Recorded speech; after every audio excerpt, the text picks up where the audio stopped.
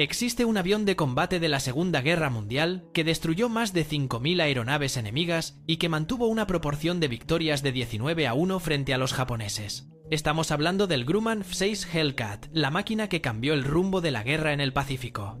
Pero aquí viene lo interesante. Durante décadas, los historiadores han debatido si realmente era superior al legendario Mitsubishi Zero o si simplemente tuvo mejores pilotos. La pregunta que nadie se atreve a responder es esta. ¿Fue el Hellcat realmente el mejor caza de la guerra? ¿O solo estaba en el lugar correcto en el momento preciso? Los propios pilotos que lo volaron tienen confesiones que contradicen todo lo que creías saber sobre este avión. Piénsalo un momento, si el Hellcat tenía una proporción de victorias tan abrumadora, ¿por qué el Corsair recibe más gloria? ¿Por qué los pilotos veteranos admiten en entrevistas que el avión tenía defectos críticos que pudieron costarles la vida? Existen testimonios clasificados durante años que revelan verdades incómodas sobre su velocidad real, su maniobrabilidad en combate y las limitaciones que la propaganda de guerra nunca mencionó. En este video vas a descubrir exactamente qué confesaron los pilotos del Hellcat sobre sus experiencias reales en combate. Vas a entender por qué este avión, a pesar de sus números impresionantes, no era perfecto. Y al final, sabrás si los mitos que rodean a este legendario caza son ciertos o si la historia ha sido más generosa de lo que debería. Si eres de los que buscan la verdad detrás de las leyendas, quédate hasta el final, porque lo que viene te va a sorprender. Durante los próximos minutos vamos a desmontar 3 grandes mitos sobre el Hellcat. Primero, la supuesta superioridad en velocidad que todos mencionan, pero que los números reales contradicen. Segundo, las confesiones de pilotos sobre lo que realmente sucedía cuando se enfrentaban cara a cara con un Zero experimentado. Y tercero, el secreto mejor guardado sobre por qué el Hellcat fue tan exitoso, y no tiene nada que ver con lo que te han contado. Antes de continuar, quiero hacer una pausa para agradecer de corazón a todos los miembros del canal y a quienes han donado. Cada aporte, por pequeño que parezca, es fundamental para seguir creando este contenido y mejorarlo día tras día. Gracias a ustedes podemos investigar más a fondo, buscar fuentes verificadas y traerles historias como esta. Su apoyo no solo mantiene vivo este canal, sino que hace posible que más personas descubran la verdadera historia de la aviación. Gracias por estar aquí. Para entender por qué el Hellcat es tan controversial, necesitamos volver a 1942. La Armada de los Estados Unidos estaba desesperada. El Wildcat, su caza anterior, era brutalmente superado por el Mitsubishi A6M0 en velocidad, alcance y maniobrabilidad. Los japoneses dominaban los cielos del Pacífico y las pérdidas estadounidenses eran devastadoras. Grumman Aircraft Engineering Corporation recibió una orden clara: diseñar un caza que pudiera derrotar al Zero sin compromisos. El resultado fue el F-6F Hellcat, que realizó su primer vuelo el 26 de junio de 1942. Pero aquí está el primer detalle que pocos mencionan. El Hellcat no fue diseñado para ser el caza más rápido ni el más ágil. Fue diseñado para ser el más letal. La filosofía de diseño era radical para su época. En lugar de intentar superar al Zero en su propio juego, el Hellcat apostó por 3 características: resistencia estructural extrema, potencia de fuego abrumadora y facilidad de mantenimiento. Leroy Grumman, fundador de la compañía, tenía una obsesión: que sus pilotos regresaran vivos a casa, y esta filosofía se reflejó en cada remache del avión. Ahora bien, si crees que esto ya es interesante, espera a escuchar lo que los pilotos dijeron sobre la velocidad real del Hellcat comparada con lo que prometían los manuales oficiales. Lo que viene a continuación te va a hacer cuestionar todo lo que leíste en los libros de historia. Si aún no te has suscrito, hazlo ahora, porque estamos a punto de entrar en territorio que muy pocos se atreven a explorar. Aquí es donde la historia oficial empieza a tambalearse. Según los datos de Grumman, el F-6F5 Hellcat alcanzaba una velocidad máxima de 680 km por hora a una altitud de 6.100 metros. Impresionante para su época, ¿verdad? El problema es que esos números eran en condiciones de laboratorio, con un avión limpio, sin armamento externo y con combustible mínimo. Los pilotos cuentan una historia diferente. El teniente comandante Alex Brathew, uno de los ases más condecorados del Hellcat con 19 victorias confirmadas, admitió en una entrevista de 1992 algo revelador. El Hellcat era rápido en línea recta, pero si llevabas tanques de combustible externos y una carga completa de munición, perdías al menos 50 km por hora. Y eso es siendo generoso. Esto significa que en condiciones de combate reales, el Hellcat volaba aproximadamente 630 km por hora como máximo. Ahora compáralo con el Zero, que alcanzaba 533 km por hora. Sí, el Hellcat era más rápido, pero la ventaja no era tan abrumadora como sugieren los números oficiales. Pero aquí viene lo más interesante. El comandante David McCampbell, el as naval más condecorado de Estados Unidos con 34 victorias, confesó algo que rompe con la narrativa popular. En su autobiografía, publicada en 1987, escribió: «La gente piensa que ganábamos porque éramos más rápidos. La verdad es que ganábamos porque podíamos absorber más castigo y seguir volando. He visto ceros poner más agujeros en mi Hellcat de los que podía contar. Y el maldito avión seguía trayéndome a casa». ¿Ves a dónde voy con esto? La velocidad no era el factor decisivo. Entonces, ¿qué era? Si esta revelación te ha sorprendido, no te imaginas lo que viene ahora. Comenta qué otros aviones de la Segunda Guerra Mundial te gustaría que investiguemos con este nivel de detalle, porque hay muchas más historias enterradas esperando salir a la luz. Vamos al segundo gran mito, la supuesta superioridad en combate cerrado del Hellcat. Si lees los informes oficiales de la Armada de Estados Unidos, encontrarás frases como superior en todas las altitudes y dominante en combate de giros. Pero los pilotos veteranos pintan un cuadro muy diferente. El teniente Hamilton McWhorter, quien voló tanto el Wildcat como el Hellcat y logró 12 victorias, fue brutalmente honesto en una entrevista de 1998. Si te metías en un combate de giros con un cero pilotado por alguien que sabía lo que hacía, estabas muerto. El cero te daba vueltas como si estuvieras parado. La clave era nunca, jamás, entrar en su juego. Esto es crítico. El Hellcat pesaba 4.250 kilogramos completamente cargado. El cero pesaba 2.750 kilogramos.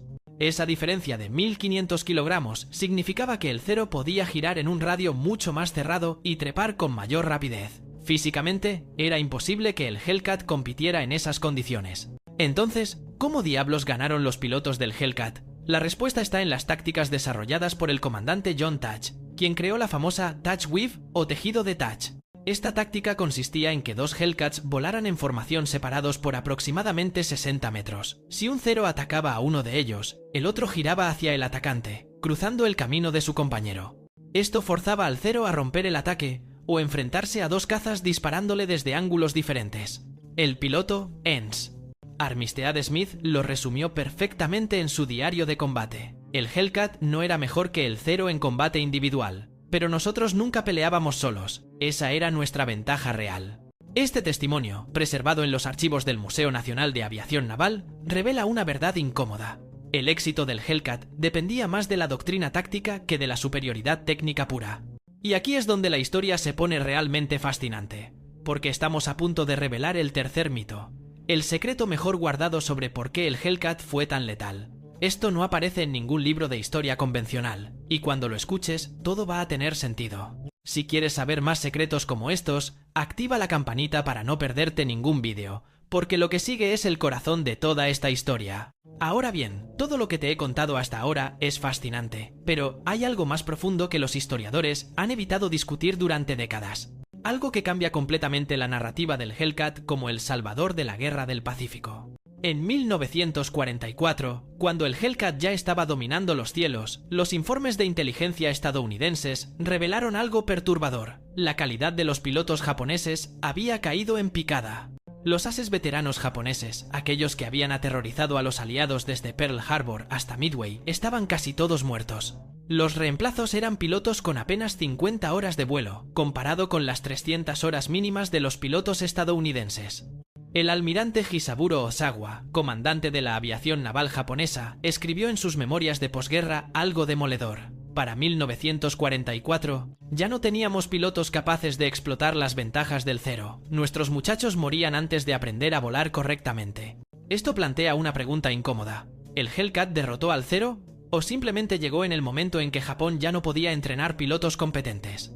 El historiador Barrett Tillman, autor de Hellcat, The F-6F in World War III, publicado en 2010, argumenta que ambas cosas son ciertas, pero que los números de victorias del Hellcat están inflados por este factor. Revisemos los datos fríos.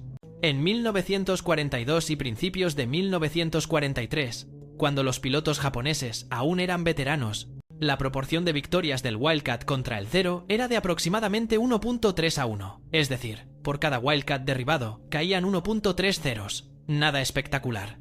En 1944, con el Hellcat en servicio masivo, pero enfrentando principalmente a pilotos japoneses novatos, la proporción saltó a 19 a 1. Eso es estadísticamente imposible de explicar solo por mejoras tecnológicas. El factor humano era determinante.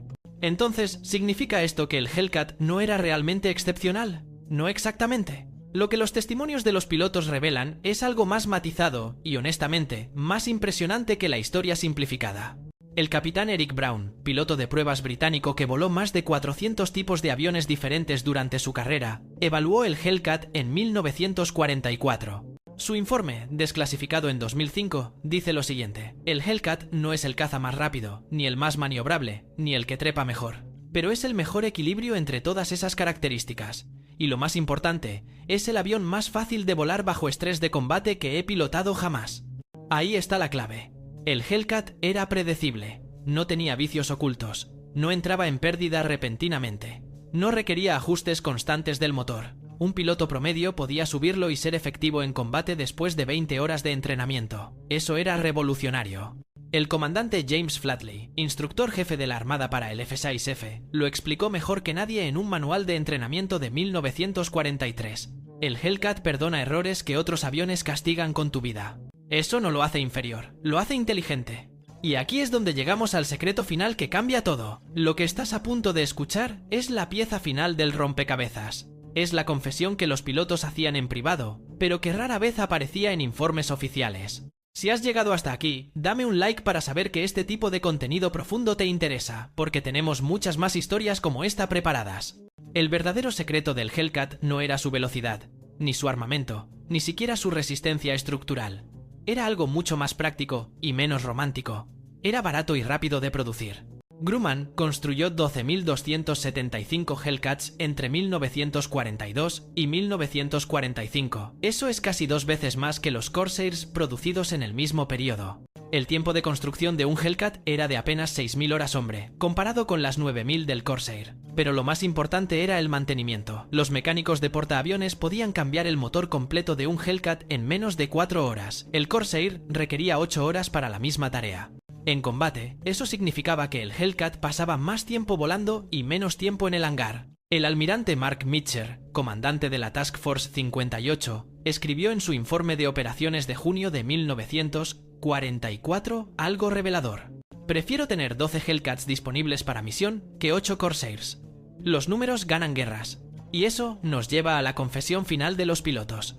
En una reunión de veteranos grabada en 1995, el teniente Cecil Harris, con 14 victorias en su haber, lo resumió así: el Hellcat no era el mejor avión de combate de la guerra. Probablemente ese honor va para el P-51 Mustang o el Spitfire, pero era el mejor avión para la guerra que nosotros estábamos peleando, y esa es una distinción crucial. Lo que Harris quería decir es esto: la guerra del Pacífico se peleaba en portaaviones a miles de kilómetros de cualquier base terrestre. Necesitabas un avión que pudiera operar en condiciones extremas, con mantenimiento mínimo, que fuera fácil de aterrizar en cubierta con mar agitado, y que mantuviera a los pilotos vivos el tiempo suficiente para ganar experiencia. El Hellcat cumplía todas esas características mejor que cualquier otro caza de su época. No era perfecto.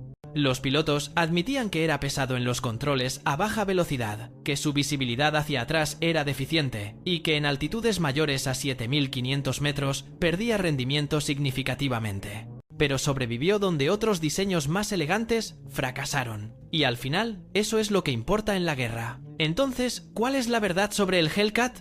Es un avión que fue víctima de su propio éxito. Los números de 19-1 son reales, pero deben entenderse en contexto. El Hellcat llegó en el momento preciso, cuando la máquina de guerra japonesa se estaba derrumbando, cuando los aliados tenían superioridad numérica abrumadora, y cuando las tácticas estadounidenses se habían refinado hasta la perfección. Pero incluso quitando esos factores, el Hellcat era un diseño excepcional. No porque fuera el más rápido o el más ágil, sino porque era exactamente lo que la Armada de Estados Unidos necesitaba: un caballo de batalla confiable, letal y que traía a sus pilotos de vuelta a casa.